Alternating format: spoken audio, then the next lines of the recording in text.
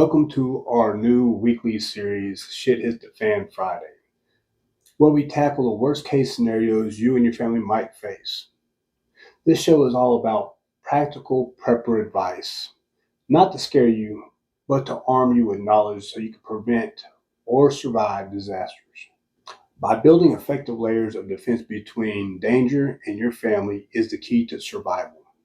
In each episode, I will dive deep into a realistic scenario. Here today, going to be 2 a.m. home invasion, and then we'll break it down exactly how to prepare, train, and react. Think of this as kind of a hands-on training course. We'll mix practical facts and a bit of down-to-earth humor to keep things interesting. By the end of this episode, you'll know how to fortify your home, organize your family, and react calmly if, God forbid, somebody decides to kick your door down in the middle of the night.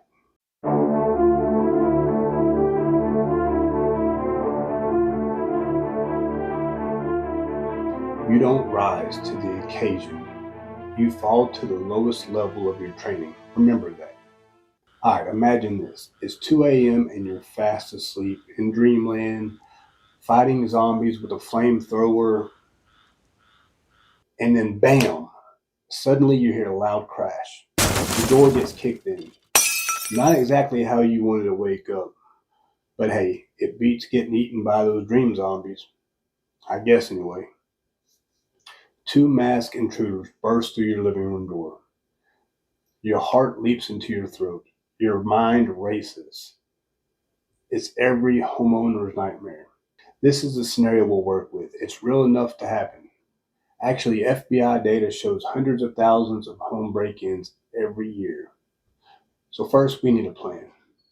So your immediate reaction might be shock or adrenaline-fueled panic. Me at 2 a.m., my fight or flight response is more like a flop and fart.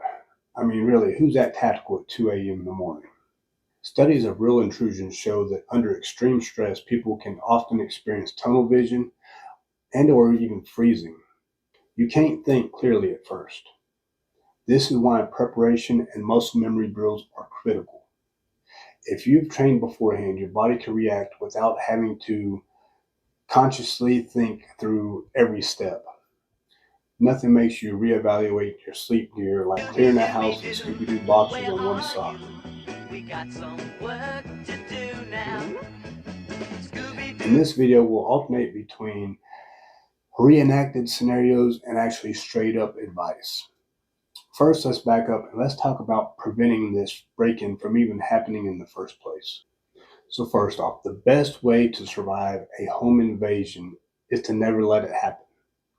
That means layered defenses, multiple security measures that slow down or deter intruders. Preppers often split these defenses into passive and active. Passive meaning like hardening your home, whereas active is kind of like alerts and responses. The more layers you add, the tougher your home is as a target. Some of the key steps include fortifying entry points, right? Use high quality deadbolts, reinforced door frames on all exterior doors. Install long screws, 3 inches plus, in door jambs and heavy duty strike plates. Consider upgrading to a solid core exterior door, ideally maybe steel or fiberglass, and replace flimsy interior doors if they serve as maybe a safe room door or something like that. You could also put shatterproof or that laminate window film on your windows. That will actually slow down burglars, especially on the ground floor. Now, all this won't stop a determined person forever, but it will make breaking in slow and loud, and hopefully waking you up or your neighbor. Exterior lighting and visibility. Keep outdoor lights on or use motion-censored floodlights to eliminate hiding spots. Motion lights are great, unless you got raccoons that throw a party in your backyard every night. Ask me how I know that. But also trim back bushes, right? Trees near windows, walkways, so neighbors or cameras can have a clear sight. Even simple putting gravel alongside your driveway or path that makes noises underfoot, alerting you to someone is maybe creeping up. Alarm systems. A loud monitor alarm is one of the top deterrents. Your systems are any force entry triggers that siren that often scares intruders away and simultaneously calls the police. Think alarms as automatic alerts. Even if you call 911, the police are already en route once that alarm trips. But I would still call the police yourself as soon as it's safe to do so. Never assume the alarm company did it for you. Security cameras. Cameras are not just for evidence. Many burglars avoid homes with visible cameras. If an intruder does break into your house while you're recording, that video can be crucial for police to justify your actions later. Even a few fake cameras, like dummy cameras, can be added for psychological deterrence from these burglars. Then we have guard dogs and watchful neighbors. A barking dog is often more versatile than a gun. It can alert you before the break-in and scare off the prowlers.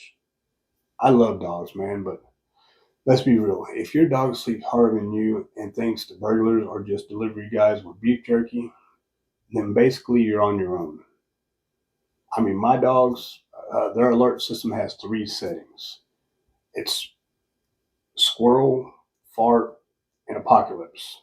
And they all respond the same to all of them. Anyways, know your neighbors, right? Good neighborhood awareness. Neighbors watching each other's houses, noting strange cars. It kind of creates a neighborhood watch effect. Even a wave over the fence or a quick phone text about a suspicious van could buy you seconds to arm up. Think of your home like a castle. I'm talking moats, walls, sentries, all that help, right? In peaceful time, rock solid locks, bars on ground windows, thorny hedges or gravel, bright lights make your home look and feel like a tough target.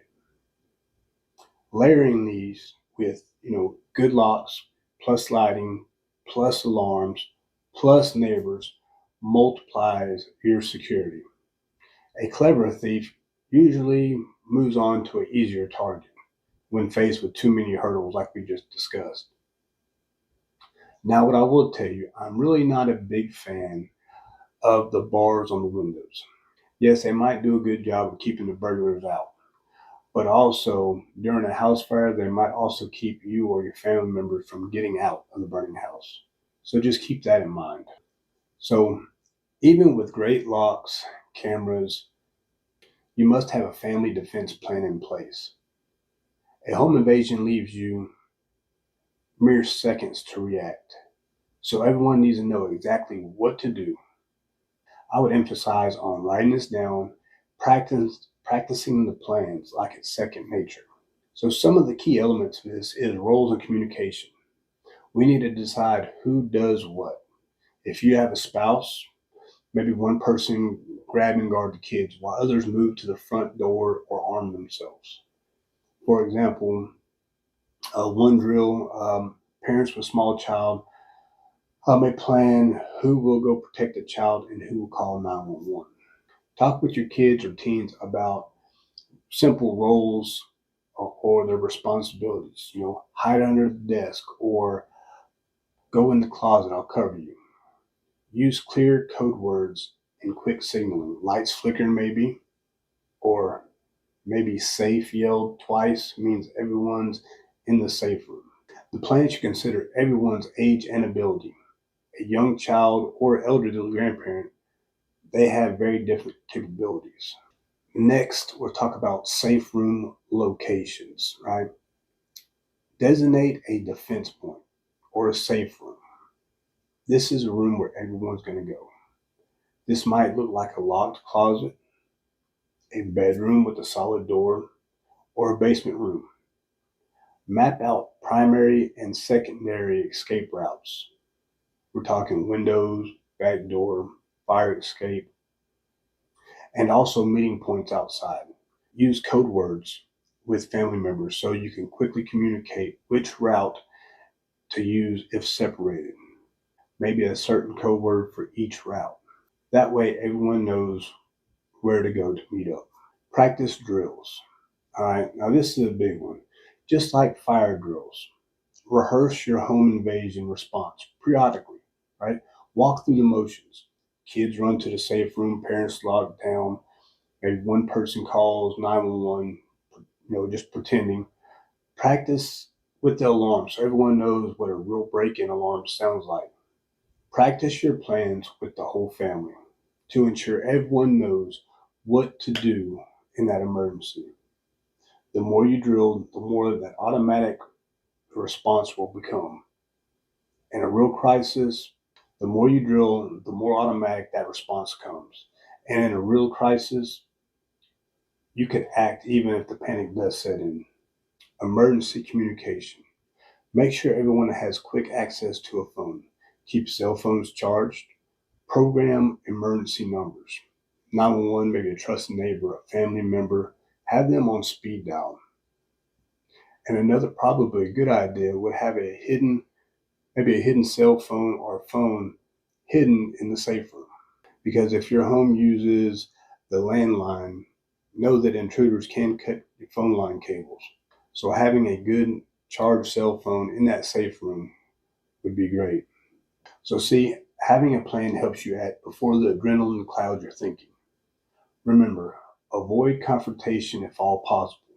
If upon hearing the crash, you can safely usher children to the secure room and call 911, that is usually better than rushing into a fight.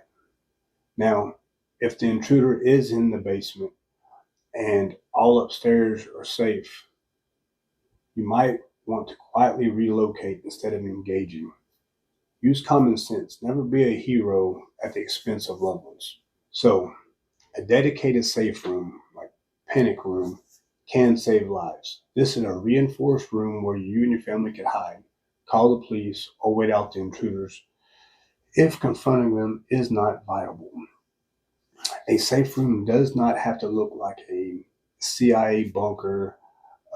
It could be a walk-in closet with a deadbolt and some essentials, right? Some gear, a cell phone, maybe a pistol or shotgun. Um, when choosing or building a safe room, I would advise no exterior windows, right? Pick an interior room or a closet without windows, or windows that could be blocked. Because really a window is another point of entry and gives away your location. Strong walls and door. Ideally, use a room in the middle of the house, inside a bathroom or a walk-in closet. The walls will naturally be thicker, often concrete or multiple layers of drywall. Reinforce the door. Replace any flimsy hollow core door with a solid core, preferably even steel. Exterior grade doors that open into the room so it's harder to be kicked in. Add a deadbolt or a simple door bar.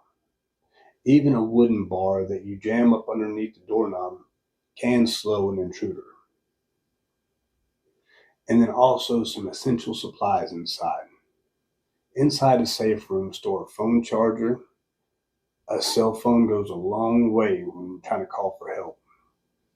Your home landline may have been cut, right? Keep flashlights, extra batteries, first aid kit, bottled water and snacks, fire extinguisher, a radio if possible. Consider a small little generator or battery backup. In other words, everything you need to survive for hours. You can even keep hidden self-defense tools, right? Pepper spray, pistols, something like that in a quick access safe, right? But at a bare minimum, have communication and first aid. A safe room can double for a place of storage, like store valuables, right? Something you don't use that often. Pretty much think of it as a walk-in safe. Safe rooms should be easily accessible from your bedroom, right? Ideally on the same floor for those second counts emergency, right? Try to camouflage it, right? For instance, disguise the door, or try to keep it locked like a regular closet door. Remember, you're aiming for something like a hidden sanctuary. If an intruder does bust in, retreat there immediately. Lock the door, dial 911. Once you have all the barriers in a plan, the next step is to equip people, arming your family. And it doesn't mean turning everybody into a ninja, right? But having defensive tools, right? And training is part of a layered security. Here's a good way to approach it. So, one, choose your tools wisely. Common home defense choices include firearms like pistols, shotguns, rifles, but then also there's some less lethal options, right? Pepper spray, stun guns, hell, even baseball bats or a heavy duty flashlight. Every state has laws about what's legal. For example, some places restrict certain firearms or require permits. Make sure whatever you pick is legal where you live. If you do choose a firearm, and many preppers do, pick one that fits your family and yourself. A pistol by the bedside is quick for one person. A shotgun in the downstairs closet can stop threats at range. Discuss what each family member is comfortable with. A gun is effective, but only if you're trained and willing to use it. Some people say don't keep a gun by the bed. Hell, I say do whatever makes you sleep better. But if guns are a part of your plan, get training. Take a home defense or concealed carry class so you or your spouse know how to handle a weapon safely. Teach responsible gun use. Never brandish a weapon unless you're ready to fire. Keep your finger off the trigger until the last moment, and then always point your gun in a safe direction until needed. Now, at the same time, you want to try to drill under stress, of course, in a safe way. Practice drawing your weapon, turning on lights, maybe sweeping rooms. The goal is muscle memory, so that when you are under adrenaline, you can perform these tasks. Remember, clearing your house solo is a little risky. Best tip, don't do it unless you have trained. Otherwise, you're just cosplaying Call of Duty, right, in your pajamas. So, safe storage. So, keeping firearms locked and inaccessible to children and unauthorized users, but still allows rapid access for you. Home defense weapons should be in a safe, locked within reach of authorized users. Modern biometric gun safe, which open with just a fingerprint, strikes this balance. They keep kids out, but also allow you to access that firearm within seconds, right? Under a second. Never leave a loaded gun lying around. Unsecured guns risk accidents and theft, right? So another important part of this is team coordination, right? Or family coordination. In a crisis, designate roles, right? One person stand watch at the safe room door, of course, armed. Another one tends to the kids, right? Or calls the police. If you have roommates or adult children, make sure everyone knows how to use their chosen defensive tool, right? And finally, keep lines of communication open. A quiet text, maybe something all you got to say is go, maybe safe, something like that can instantly let someone know that family members is safe and all right or on alert. Bottom line, tools help, right? But training and discipline are critical. Keep up practice, rotate batteries out in all your gear, and check that everyone's still on the same page with the plan. All right, guys. So, confrontation tactics. So, what to do in the moment, right? So, if an intruder actually appears, you need to act decisively. Here are some recommended tactics mixing with some common sense survival with proven techniques, okay? First one, stay calm, right? Breathe. Yes, it's easier said than done. Your body floods of adrenaline might cause tunnel vision or even you to freeze momentarily. To counteract that, practice your plan so you have a scripted response. Take a deep breath. Force yourself to think of the plan. Remember, the more you rehearse the scenario, the more automatically you can react, even under stress. Call 911 immediately. If you haven't already, call the police as soon as it's safe to do so. Dispatchers are trained to stay calm. You just need to briefly state, hey, there's a break-in at such and so address. We are under attack. That's it, right? What I like to say is win the race to 911. Report that incident yourself as quick as you can so when it's safe to do so. I'll tell you why that's important later, right? It's important not to overshare information. Just convey the location and the nature of the emergency. That is it. Now, while you're on the phone with police, if you're still on the phone, use your voice firm, but not cursing. If you could safely address the intruder through a locked door or from a distance, it may unsettle them. Keep it short. A common trick is to loudly demand, freeze, or don't move. This can momentarily disorient an unprepared intruder. You could call out whatever, what's your name? Just see how their response is. Right? If they try something obviously false, like, hey, I'm your cousin, or you know something's up. If they stumble, this may clue you in, right, on what actually is going on. But above all, do not curse, right? Do not shout profanity or threats. Cursing only escalates the situation and can be used against you later, right? Instead, just be authoritative, right? And clear. For example, if they see you, you might shout, the police are coming, or back off, we're armed, to try to scare them. That buys time and possibly pauses their advance. Keep a cover position. This is important, right? So if the safe room is locked, do not open it. Remain behind cover. If you have a weapon, take a position where you can see the door. Maybe position yourself in a place where you have a view of the safe room door, while others are protected behind you. This way you can see when the intruder comes through and protect those that's behind you. Also, so use cover and light. Only open the door a little bit, like a crack. If you have a secure barrier, like heavy furniture behind you, if you do peek out, point your flashlight into the hallway before exposing yourself fully. Bright light can momentarily blind the intruder and reveal their position. Otherwise, use the room's cover, right? Wall, door frame to shield your body. If you must shoot. First, rules of engagement. Only shoot if you reasonably believe it's necessary to protect life. We'll discuss the legal criteria next, but if you do shoot, aim center mass. That's the largest target where the bullets will do the most damage quickly.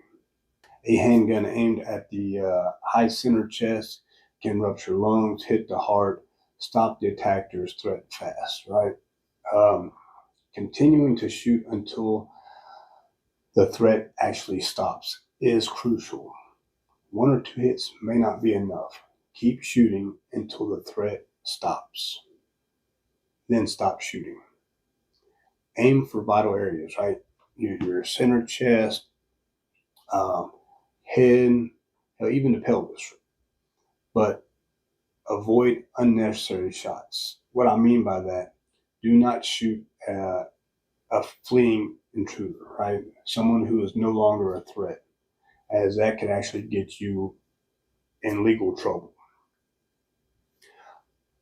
Also, so fight dirty if you're unarmed. If you have no weapons and you can't safely retreat, use improvised weapons. Kitchen knives, heavy lamps, baseball bats, something like that. Aim for vulnerable parts. Eyes, throat, groin. Yell loud. make a lot of noise, and move unpredictably can also sometimes startle or deter the intruder, giving you a split second to escape. And then help is on the way. Remember, once 911 is on the line, help is coming. Modern pleas often arrive quickly on alarms. You must eventually emerge, right, and cooperate with the police. So stay aware of your surroundings and have a plan for that when the officers do arrive. In the meantime, hold your ground only as long as absolutely needed to protect your family. If your safe room has a window to escape, keep that as a last resort exit. In short, use the force if only you have to. Focus on stopping the immediate danger and do it quickly and accurately. Every moment counts, but don't unnecessarily risk lives. Defensible cover and the alarm already summoned might suffice. Do whatever you must do to protect your family and yourself. All right, so now we're going to be talking about the aftermath, right? The legal side. So if you did have to use a force, right? Meaning you shot, stabbed, or whatever you had to do to the intruder, you will have to justify it later to the police and maybe even the court. Laws vary by state, but general principles apply. You have the Castle Doctrine and then also your stand your ground law, right? In most U.S. states here, the Castle Doctrine or stand your ground law, simply put, these laws typically say that you have no duty to retreat from your home, and you can use lethal force against intruders if you reasonably fear death or grave danger. For example, in Louisiana, the laws explicitly state like that if someone breaks into your home, it is presumed that that person inside held a reasonable fear of imminent death or great bodily harm, justifying deadly force. Many states have this similar statute in place without a formal law. Courts often still recognize the right to defend your home. So even with castle doctrines, force must be reasonable, right? This means you can't shoot a suspect who is unarmed or running away. Deadly force is only justified against a threat of serious harm. The force must be reasonably proportionate to the threat. Key factors include was the intruder armed? Was he threatening your family? How many intruders were there?